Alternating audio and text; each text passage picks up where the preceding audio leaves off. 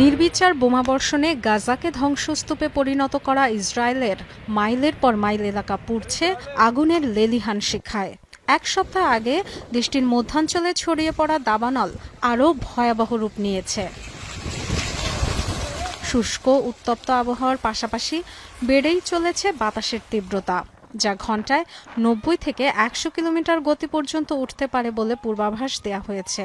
তাই ব্যাপকতা বাড়ছে দাবানলের। প্রবল দাপটে ছড়িয়ে পড়ছে বিস্তীর্ণ এলাকায়। 2891 একর পাহাড়ি এলাকা ছাড়খাড় করে এগিয়ে চলেছে জেরুজালেমের দিকে। বন্ধ হয়ে গেছে তেল আবিব জেরুজালেম প্রধান সড়ক।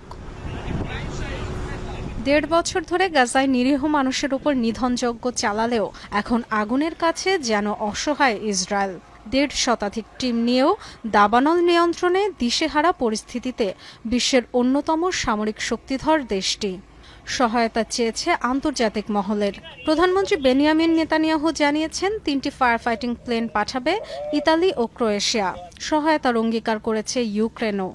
150 ফায়ার ফাইটিং টিমের সাথে উত্তর থেকে স্ট্যান্ড বাই গ্রুপকেও আনার সিদ্ধান্ত নিয়েছি। কর্মীরা কাজ করছেন, তবে তীব্র বাতাস বাধা হয়ে দাঁড়িয়েছে। প্রধানমন্ত্রী প্রতিরক্ষা মন্ত্রীকে সুপার হারকিউলিস বিমানের ব্যবস্থা করতে বলেছি, সেগুলো যেকোনো আবহাওয়ায় কাজ করতে পারে।